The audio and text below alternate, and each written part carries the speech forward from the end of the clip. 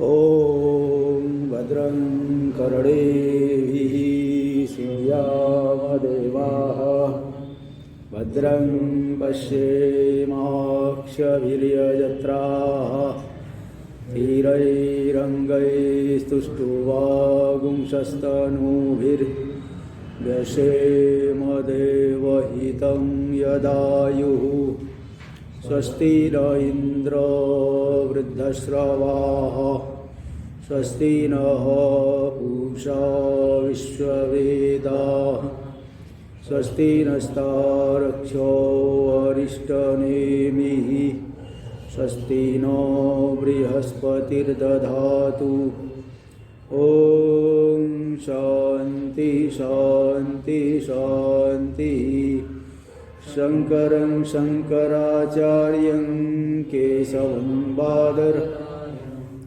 सूत्रभाष्य कृतौ वन्दे भगवन्तौ पुनः पुनः ईश्वरो गुरुरात्मेति मूर्तिभेदविभागिनि व्योमवद्व्याप्तदेहाय दक्षिणामूर्तये नमः। ओम शांति शांति शांति। अथर्ववेदीय मांडुक्योपनिषद का जो चतुर्थ प्रकरण है अलात शांति प्रकरणम, इसमें हम लोग देख रहे हैं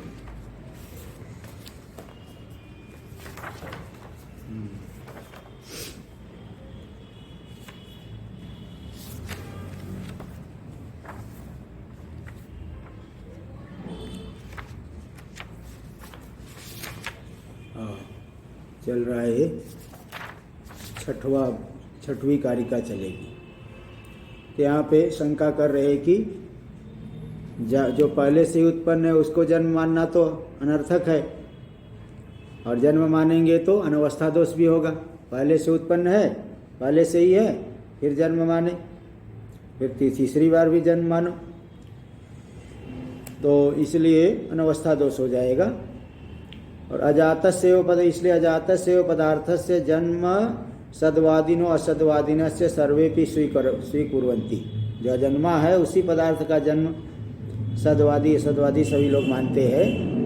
इति पर पक्षम अनुवदत, ये अन्य पक्ष का अनुवाद कर रहे हैं।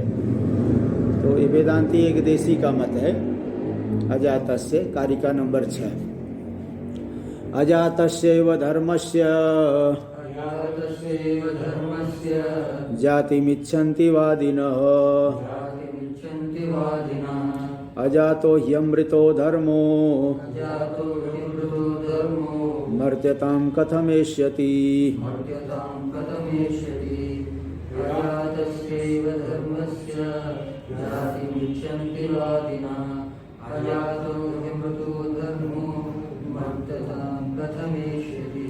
अजातस्यैव धर्मस्य जातिमिच्छन्ति वादिनः, जो अजात जो है स्वभाव से ही जो जन्म रहित अमृत स्वरूप है, ऐसा जो परमात्मा है उसी की उत्पत्ति को कुछ वादी लोग वेदांती एक देशी मानते हैं।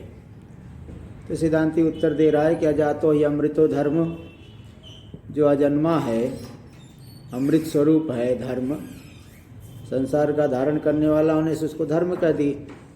अमर्त्यताम कथमेष्यति, वह मरणशीलता को कैसे प्राप्त करेगा, क्योंकि जो उत्पत्ति होगी तो फिर विनाश भी होगा, इसलिए ऐसा नहीं हो सकता है। यह आपका मत ठीक नहीं है।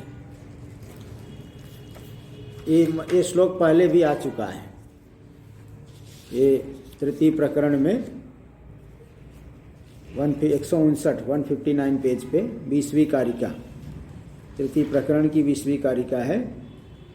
एक देशी मत ये पहले भी आ चुका है, इसलिए इसकी ज़्यादा व्याख्या यहाँ नहीं करेंगे। देख लीजिए। सद असतवादिना सर्वेपि, ऐसे सभी वादी लोग अजात के ही अजन्मा के ही उत्पत्ति मानते हैं, ऐसा जो एक मत है। तो पुरस्तात् कृत भाष्य श्लोक, इसका भाष्य पहले किया जा चुका है। पुरस्तात् कृतं भाष्यम यस श्लोकस्य स कृत भाष्य, इसका भाष्य पहले किया जा चुका है, इसलिए यहाँ ज़्यादा व्याख्या नहीं करेंगे। तो 3 श्लोक के जो अगले आगे के 2 श्लोक भी 2 कारिका भी पूर्व में आ चुकी है। टीका में देखिए, तत्र शिष्टाभीष्ट दोषं प्रदर्श्य अभ्यनुजानाति, तत्र उसमें यानी अजात वस्तु के जन्म में शिष्टों के द्वारा जो अभीष्ट दोष है उसको दिखा करके, उसी दोष का शिष्ट लोग दोष ऐसा मानते हैं, उस दोष को दिखा करके उसको स्वयं अनुमोदन कर रहे हैं कि अजातो ही अमृतो धर्मो मर्त्यताम कथम एष्यति, अजात जो अमृत स्वरूप धर्म है परमात्मा, और मरणशीलता को कैसे प्राप्त करेगा। के ते वादिनो यैरेवम इष्यते, कौन ऐसे वादी लोग हैं जिनके द्वारा ये माना जाता है। बोले सद असदवादी सभी लोग ऐसा मानते, अजात का ही की उत्पत्ति मानते हैं,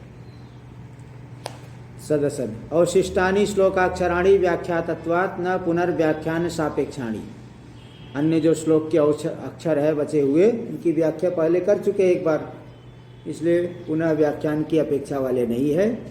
अगर आपको चाहिए तो पूर्व में देख लो, तो हम बता चुके हैं उसको। तो इसलिए कहा पुरस्ताद कृत भाष्य श्लोक, पूर्व में इसका भाष्य किया जा चुका है इसके ऊपर, इसलिए इसको ज़्यादा व्याख्या नहीं कर रहे हैं। टीका में देखिए आगे, परिणामी ब्रह्मवादे यद ब्रह्मवादी भीर दूषणम उच्यते तदपि अनुज्ञातमेव। कुछ लोग कहते हैं ब्रह्म परिणामी है, बौधायन आदि जो वृत्तिकार है तो कहते हैं ब्रह्म का ही परिणाम जगत है। तो परिणामी ब्रह्मवादी यदा ब्रह्मवादी भीर दूषणम उच्यते, जो ब्रह्मवादी लोगों के द्वारा दूषण कहा जाता है, परिणामी ब्रह्म को मानोगे तो ये दोष है, नाना प्रकार के दोष है। तदपि अनुज्ञातम एवं, बोले उसका हम भी उसका भी अनुमोदन करते हैं, वो भी ठीक ही बात है कि ब्रह्म को परिणामी मानोगे तो ये सब दोष होगा, विनाशी हो जाएगा। तो इसको जो है कह रहे न भवति, कारिका नंबर 7, न भवत्यमृतं मर्त्यं न मर्त्यम अमृतं तथा प्रकृतेरन्यथा भावो न कथंचित् भविष्यति।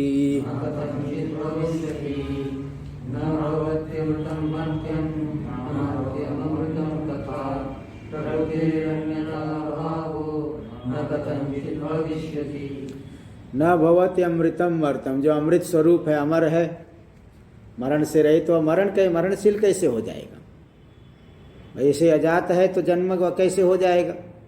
अमरणशील है, अमृत स्वरूप है, तो मर्त्य कैसे हो जाएगा। इसके विपरीत भी न मर्त्यम अमृतम तथा, और जो मरणशील है वो अमृत नहीं हो सकता है, अमर नहीं हो सकता है। विनाशी वस्तु कैसे नित्य हो पाएगी। तो कुल मिला के सामान्य नियम क्या है, प्रकृतिरन्यथा भावो न कथंचित भविष्यति। प्रकृति जो स्वभाव है उसमें अन्यथा भाव, विपरीतता, स्वभाव कभी विपरीत नहीं हो सकता है। जैसे अग्नि कभी ठंडी नहीं हो सकती है, अग्नि तो उष्ण ही रहेगी, तो इसलिए अजात की उत्पत्ति नहीं कर सकते हैं। टीका में दे रहे हैं, अमृतम ही ब्रह्म, ब्रह्म अमृत स्वरूप है। न तद्रूपे स्थित, तो उस अमृत स्वरूप स्थित होने पर, अमृत रूप से स्थित है तो मर्त्य कैसे हो सकता है। अमृत रूपता स्थित है तो मर्त्य नहीं हो सकता है, मर्त्यम भवितुमर्हति, क्योंकि स्थित रूप विरोधात्, एक रूप स्थित है उससे विपरीत दूसरा रूप कैसे हो जाएगा। तो अगर अमृत रूप स्थित है उस काल में मर्त्य हो जाए तो ऐसा नहीं कह सकते हैं। न च मर्त्यम कार्य स्वरूपे स्थित, प्रलयावस्थायाम अमृतंग ब्रह्म संपद्यते, कार्य स्वरूप में स्थित होने पर मर्त्य होगा, मर्त्य हो गया, कार्य स्वरूप में स्थित हो गया तो मर, यानी जब जगत बनेगा तब मरणशील हो गया। और प्रलयावस्था में अमृत ब्रह्म स्वरूप हो जाएगा, अमृत रूप हो जाएगा। बोले ऐसा भी नहीं कर सकते। नष्टेपि स्वरूपे तस्यैव अभावात्, बोले जब स्वरूप नष्ट हो गया कार्य का, कार्य कोई वस्तु नष्ट हो गई तो उसका स्वरूप ही नहीं रहा, तो न अन्यथात्व, अन्यथा भाव कहाँ हुआ। जब वस्तु हो तो उसमें अन्यथा भाव का, जैसे दूध से दही, और नष्ट हो गया फिर अन्यथा भाव कैसे कहोगे। इसलिए अन्यथा भाव नहीं हो सकता। इति अभिप्रेत्या प्रकृतेरिति, इसी अभिप्राय से कह रहे हैं प्रकृतेर अन्यथा भावो न कथनचित भविष्यति। प्रकृति में अन्यथा भाव किसी भी प्रकार से नहीं हो सकता है, स्वभाव में परिवर्तन हो ही नहीं सकता है। टीका में देख लीजिए। किंच यस्य परिणामवादिनः स्वभावेन अमृतः सन परमात्माख्यो धर्मस्, धर्म शब्दितो भावो, जिस परिणामवादी के मत में, वो बोधायन आदि के मत में, बोधायन उपवर्ष इत्यादि वृत्तिकार के मत में ऐसा परिणाम मानते हैं ब्रह्म का। तो जिस परिणामवादी के मत में स्वभावेन अमृतः सन परमात्माख्यो धर्म शब्दितो भावो, स्वाभाविक रूप से अमृत होता हुआ जो परमात्मा संज्ञक पदार्थ है, धर्म शब्दितो, उन्हीं को धर्म शब्द से कहा गया। धारणा धर्म, पूरे जगत को धारण करते इसलिए धर्म है। तो मर्त्यताम गच्छति, मर्त्यताम यानी कार्य भावापत्या, कार्य भाव की प्राप्ति करके कार्याकार से वह मर्त्य रूपता की प्राप्ति कर लेंगे। तो तस्य कृतकेन समुच्चयानुष्ठानेन अमृतो जातो मुक्तो वक्तव्य।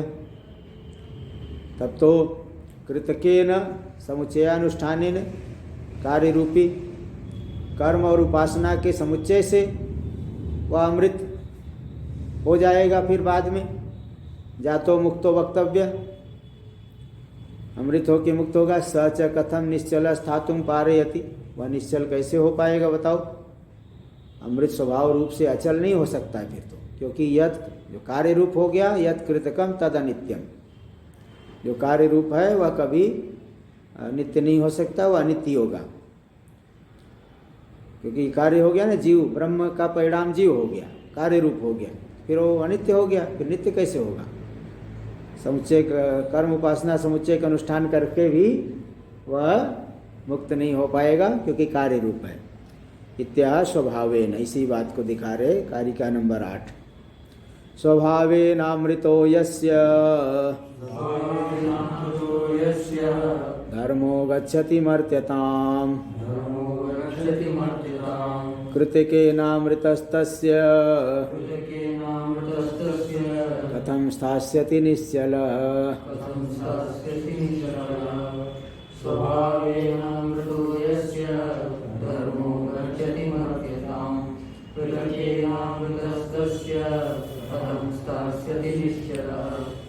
यस्य वादिनः मते, जिस वादी के मत में स्वभावेन अमृतो धर्मो मर्त्यताम गच्छति, स्वाभाविक रूप से जो अमृत पदार्थ है परमात्मा, वही जगत काल में सृष्टि दशा में मर्त्य रूपता जीव रूपता की प्राप्ति कर लेगा, मर्त्य हो जाएगा। तो कृतकेन अमृतस्तस्य, तो जो अमृत स्वरूप है कार्य हो गया, जब कार्य हो गया तो उसके मत में कथम स्थास्यति निश्चल, वो अनिश्चल कैसे रह पाएगा, वो तो अनित्य हो जाए। यद कृतकम तद अनित्यम, इस नियम से अनित्य हो गया, फिर तो नित्य नहीं हो पाएगा, वह नित्य विनाशी होने की आपत्ति आएगी। इसलिए उस वादी का जो मत है अत्यंत हेय है, परित्याज्य है। पुनरुक्ति आशंक्य प्रत्यादिशति, ये जो 3 श्लोक है, ये 6, 7, 8, ये तो पहले आ चुके हैं तीनों, तृतीय प्रसंग में, तृतीय प्रकरण में 20, 21 और 22 नंबर वाले श्लोक वहाँ आए थे।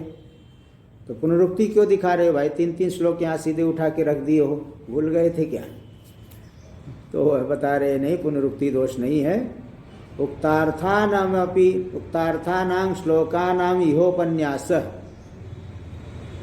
जो पूर्व में कहे गए जो श्लोक है इनका यहाँ पे फिर से कथन क्यों कर रहे हैं? परवादी पक्षाणाम अन्योन्य विरोध ख्यापिता अनुमोदन प्रदर्शनार्थ। परवादी पक्षों में अन्योन्य विरोध, परस्पर एक दूसरे का विरोध, उस विरोध से ख्यापित जो अनुत्पत्ति, उत्पत्ति संभव ही नहीं है, अनुत्पत्ति का अनुमोदन करने के लिए अन्यवादी लोग आपस में झगड़ा कर रहे, विरोध हो रहा है, उस विरोध से ख्यापित हो रहा है अनुत्पत्ति। अच्छा, अनुपपत्ति, अनुपत्ति यानी उत्पत्ति की अनुपत्ति लेना, उत्पत्ति की अनुपपत्ति संभव नहीं है, उत्पत्ति हो ही नहीं पाएगी। उस अनुपत्ति का अनुमोदन करने के लिए अनुवाद उसमें स्वीकृति दिखाने के लिए दोबारा यहाँ पे ला दिए अलग अलग प्रसंग से।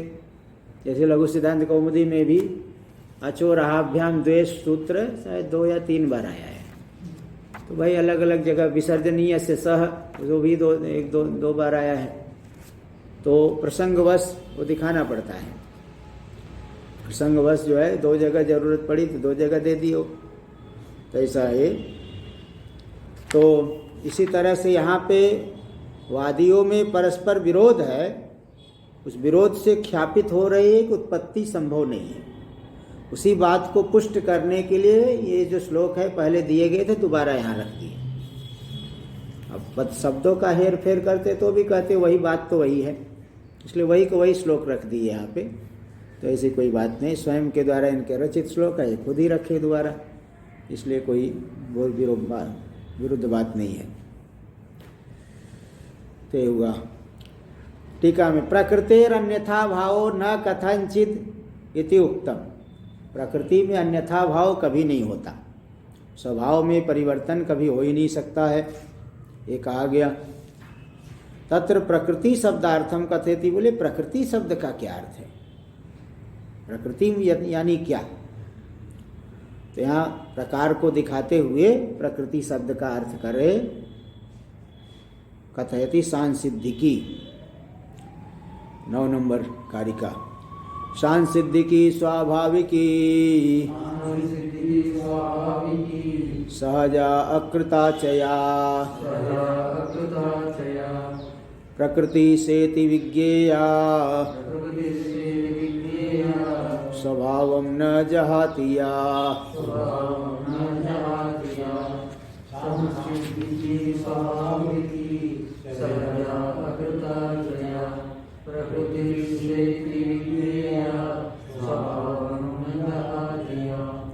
सांसिद्धिकी स्वाभाविकी सहजा अकृताचया, ये 4 प्रकार के है।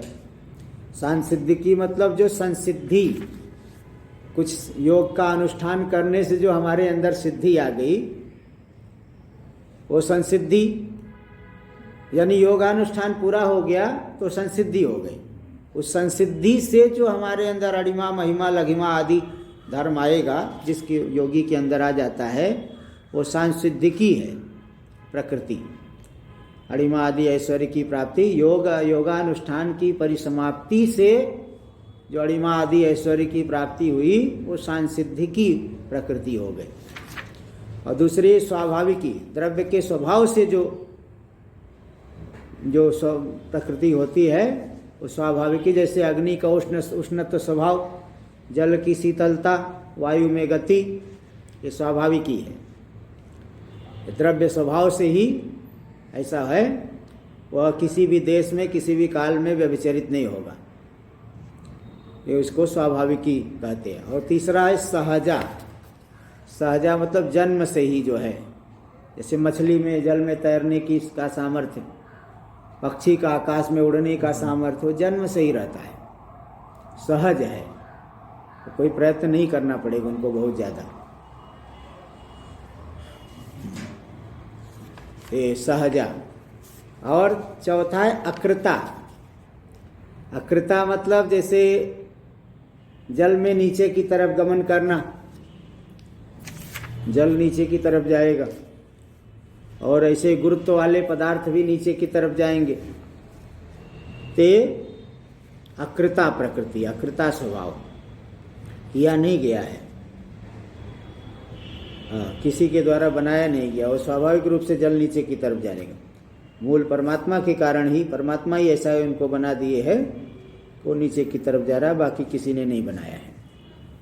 और भी इसी प्रकार से और भी कुछ हो सकते हैं, इनके 4 के द्वारा उपलक्षित और भी सभी आ जाएंगे।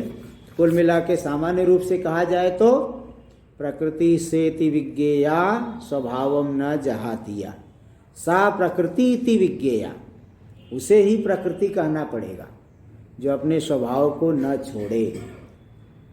स्वभाव को नहीं छोड़ेंगे तो वही प्रकृति हो गई। इसका कई विभाग कर दिए, 4 विभाग तो कर दिए, लेकिन सामान्य लक्षण यही है कि जो अपने स्वभाव को न छोड़े वही प्रकृति है।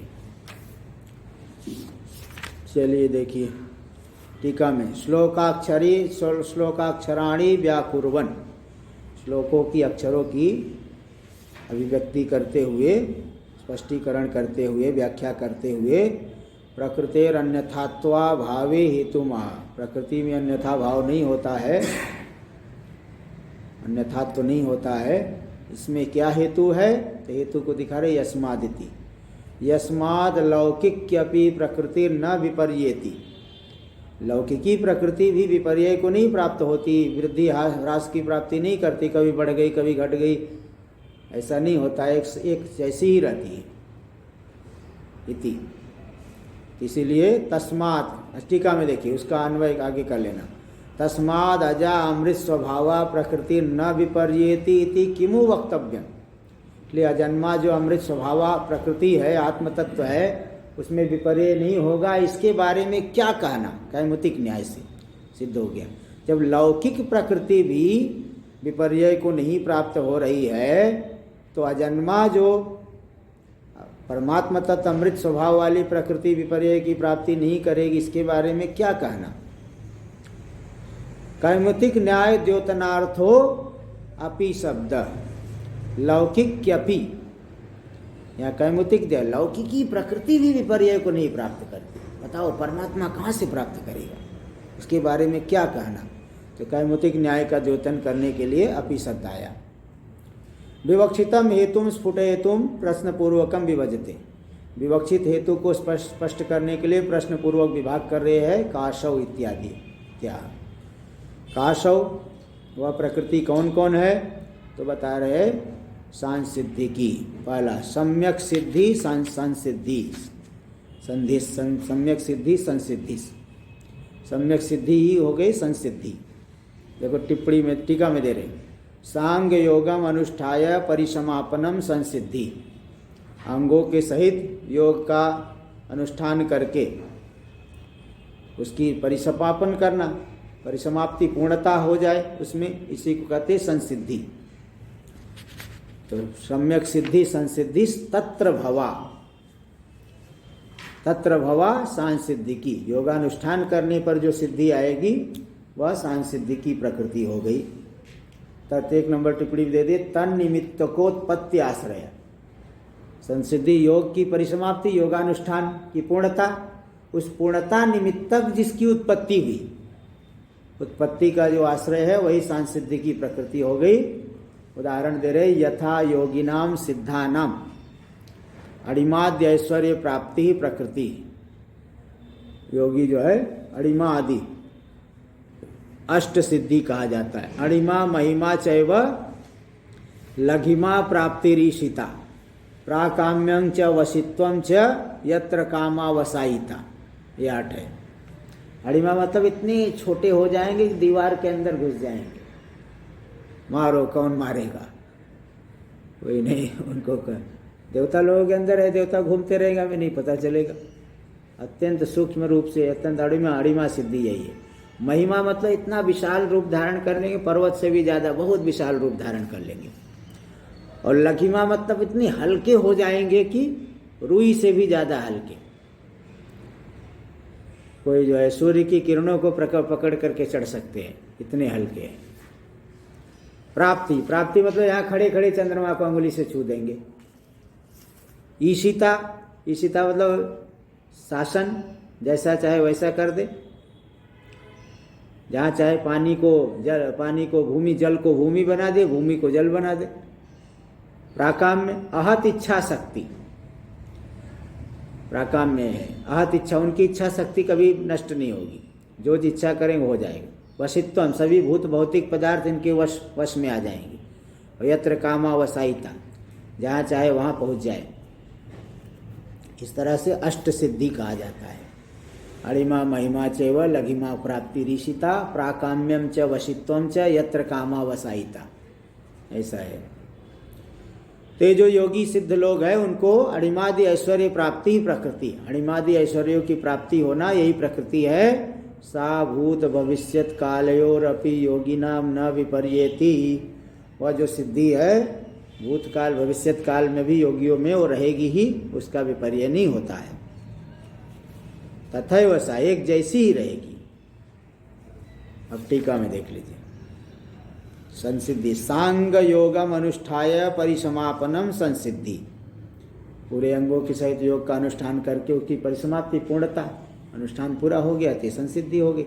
सिद्धा नाम अणिमाद्य ऐश्वर्य प्राप्त सामग्री संपन्ना नाम, सामग्री से संपन्न जो सिद्ध लोग हैं उनको अणिमादि ऐश्वर्य की प्राप्ति में यह निमित्त बन जाती है संसिद्धि की। प्राप्त सामग्री, हाँ तो प्राप्त 9 नंबर टिप्पणी में दे दिए सामग्री संपन्न। सामग्री क्या है? अशुक्ला कृष्णा दृष्ट रूपा। योगियों का कर्म कैसा होता है? अशुक्ला कृष्ण। बाकी लोगों का कर्म पुण्य अथवा पाप है, शुक्ल अथवा कृष्ण है, लेकिन योगियों का कर्म है, बाकी लोग 3 है। कर्मा शुक्ल कृष्णम योगिनाम त्रिविधम इतरेशाम, योग सूत्र में सूत्र है। योगियों का कर्म कैसा? अशुक्ला कृष्ण। बाकी लोगों का कर्म 3 प्रकार का, शुक्ल कृष्ण और मिश्रित। और इनका कर्म है कि शुक्ल भी नहीं कृष्ण भी नहीं, पुण्य नहीं पाप नहीं, क्योंकि कहीं राग द्वेष है ही नहीं। अब पुण्य कर्म, याग कर रहे हैं योगी, लेकिन राग ही नहीं है तो फिर पुण्य थोड़ी उनके लिए हुआ। पाप भी हो गया तो भी उसमें शरीर आदि में अभिमान ही नहीं है तो पाप नहीं कहेंगे। तो अणिमा अशुक्ला कृष्ण अदृष्ट रूपा जो सामग्री है, उन सामग्री से संपन्न योगियों को अणिमादि ऐश्वर्य की प्राप्ति होने पर ये जो सांसिद्धि की सिद्धि उसे कहा जाता है, सांसिद्धि की प्रकृति कहा जाता है।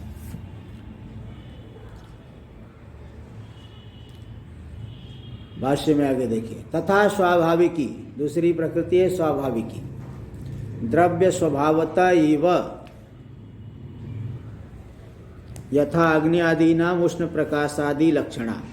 द्रव्य के स्वभाव से ही, द्रव्य स्वभावी नैव, द्रव्य स्वभावता यद्यपि तहसील है लेकिन ये सार्वविभक्तिक तहसील होने से तृतीय अर्थ में ले लेंगे। द्रव्य स्वभावे नैव या प्रकृति भवति सा स्वाभाविकी यथा अग्नि आदि नाम उष्ण प्रकाशादि लक्षणा। अग्नि आदि की जो उष्ण प्रकाश, उष्णता और प्रकाश आदि स्वरूपा जो प्रकृति है स्वाभाविकी है। सापि न कालांतरे व्यभिचरति देशांतरे च, उस प्रकृति का भी कालांतर अथवा देशांतर में व्यभिचार नहीं होता कि किसी अन्य 100 साल बाद अग्नि ठंडी हो जाएगी, हिमालय में अग्नि ठंडी हो जाएगी, ऐसी बात नहीं, वो हमेशा एक जैसी रहेगी। तथा सहजा, सहजा मतलब जन्मनैव सहजाता, आत्मना सहैव जाता। जो व्यक्ति उत्पन्न हो उसके साथ साथ ही जो स्वभाव उत्पन्न हुआ है वो सहजा हो गई। यथा पक्षादि नाम आकाश गमनादि लक्षणा, पक्षी आदि को आकाश आदि में उड़ना है तो कोई अलग से नहीं ट्रेनिंग सेंटर में जाना पड़ेगा कि भाई बच्चे को जैसे स्कूल में डालते हैं ऐसे उनको कि भाई भेजो इनको जो है फ्लाइंग सेंटर में कहीं भेजना पड़े, ऐसी बात नहीं। वो 2-4 दिन में जैसे पंख जो है निकला ना, उड़ने लग जाएंगे। मछली जो है तैरने लग जाएगी तुरंत। इस तरह से ये स्वाभाविक, ये सहजा है, नहीं क्या अकृता, ये सहजा, हाँ सहजा लिए, सहजा में ले लिए। यथा पक्षादि नाम आकाश गमनादि लक्षणा। और अन्यापि या काचिद अकृता, अन्य भी एक है कि अकृता, किसी के द्वारा नहीं की गई, केनचित अकृता केनचित न कृता, किसी के द्वारा भी नहीं की गई। यथा अपाम निम्न देश गमनादि लक्षणा, जल का निम्न देश गमनादि है, नीचे की तरफ जल बहेगा, ये कोई की नहीं गई है, स्वाभाविक रूप से है। अन्यापि या काचित स्वभावम न जहाती सा सर्वा प्रकृति। केवल 4 ही नहीं समझना, और भी जहाँ पे आपको दिखे उनके अतिरिक्त भी जो अपने स्वभाव को न छोड़े वो समझ लो प्रकृति ही है लोक में। टीका में देखिए, अन्या या काचित स्वभावम न जहाती, घटस्य घटत्वम पटस्य पटत्वम इत्यादि का, घट में घटत्व रहेगा, घट थोड़ी पट हो जाएगा, पट में पटत्व ही रहेगा, पट कोई अन्य नहीं हो जाएगा। इत्यादि का, इत्यादि जो प्रकृति वो है अपने स्वभाव को नहीं छोड़ते तो प्रकृति हो गई। प्रासंगिकं प्रकृति शब्दार्थम उक्त्वा, प्रसंग से प्रकृति शब्द के अर्थ को बता करके प्रकृतेर अन्यथात्वा भावे प्रागुक्ते स्व सिद्धांते, प्रकृति में अन्यथा भाव नहीं होता है, अन्यथात्व का भाव जो कि पूर्व में कहा गया है, अपने सिद्धांत में ही कहा गया है। तो यत् फलति, जो फलित हुआ, तद इदानीं किम पुनर्न्यायेन कथयति। किम पुनर्न्याय मतलब कैमुतिक न्याय। बताओ, जब लौकिक प्रकृति भी अपने को, अपने स्वरूप को नहीं छोड़ रही, तो परमात्मा कहाँ से अपने स्वरूप को छोड़ेगा? यही है किम पुनर्न्याय, किम उत कैमुतिक न्याय। क्या कहना? और इतने जोर से वर्षा हुई कि वृक्ष उड़ गए, वृक्ष जो है बह गए, इतने जोर से वर्षा हो गई, वृक्ष बह गए, तो क्या छोटा सा कपड़े का टुकड़ा वही चिपका रहेगा? बड़ा सा वृक्ष बह गया तो छोटी सी झोपड़ी वही रह जाएगी क्या? उसका क्या कहना? इतनी जोर की वर्षा हुई कि वृक्ष भी बह गया, बड़ा वृक्ष भी बह गया, तो छोटी सी झोपड़ी का क्या कहना? वो तो बहेगी ही। क्या कहना? यही कैमुतिक न्याय है। तब इसी के न्याय से बता रहे, मिथ्या कल्पितेषु लौकिकेष्वपि वस्तुषु, मिथ्या कल्पित जो लौकिक वस्तुएं हैं उनमें भी प्रकृतिर नान्यथा भवत, उनमें भी प्रकृति में अन्यथा भाव नहीं होता। किमुत अज स्वभावेषु परमार्थ वस्तुषु अमृतत्व लक्षणा प्रकृतिर नान्यथा भवत। अज स्वभाव, जन्मा स्वभाव वाले परमार्थ वस्तुओं में अमृतत्व स्वरूपा प्रकृति अन्यथा नहीं होती। इसके बारे में क्या कहना? किम उत, क्या कहना? वो तो बिल्कुल अन्यथा हो ही नहीं सकती। जब लौकिक पदार्थों में भी प्रकृति में अन्यथा भाव नहीं हो रहा है, तो जो पारमार्थिक तत्व है वो उसमें स्वभाव में परिवर्तन नहीं होगा, इसके बारे में क्या कहना? मतलब हो ही नहीं सकता है। कैमुतिक न्याय से सिद्ध कर दिए। प्रासंगिकीं जीवानां, प्रासंगिकीमेव जीवानां प्रकृतिं दर्शयितुं, प्रसंग से, प्रसंगात आगता इति प्रासंगिकी, प्रसंग से जो प्राप्त हो रहा है, प्रसंग से जो प्राप्त हुआ जीवों की जो प्रकृति है उसको दिखाने के लिए प्रक्रमते आरंभ करते हैं जरेति 10 नंबर कारिका। जरा मरण निर्मुक्ता सर्वे धर्मा स्वभावतः, जरा मरणमिच्छन्तस्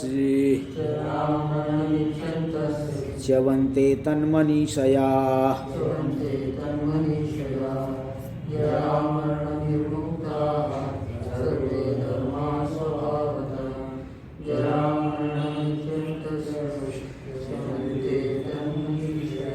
जरा मरण निर्मुक्ता सर्वे धर्मा स्वभावतः। जितने भी धर्म यानी जीव है, जरा मरण से रहित है स्वाभाविक रूप से, न तो जरा है न मरण।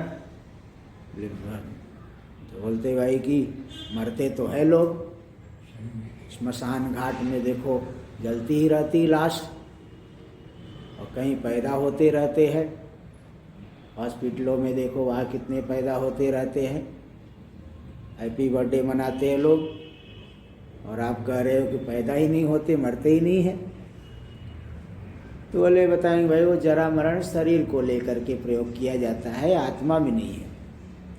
तो सभी धर्म, सभी आत्मा जरा मरण से रहित है स्वाभाविक रूप से। तो भी जरा मरणम इच्छन्तस्, जरा मरण की इच्छा करते हैं।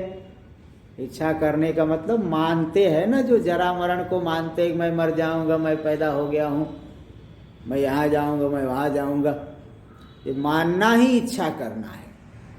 जैसे किसी आदमी को बार बार कहा जा रहा है भाई मीठा मत खाओ, तो भी खा रहा है, तो बोलते मरने के लिए खा रहा है, मरने के लिए खा रहा है। मरने के लिए थोड़ी खा रहा है, लेकिन यह है कि वो मरेगा ही फिर। तो जब डॉक्टर ने भी मना कर दिया, लोग मना कर रहे, फिर भी नहीं मान रहा है, तो मतलब वो कहेंगे मरने के लिए खा रहा है।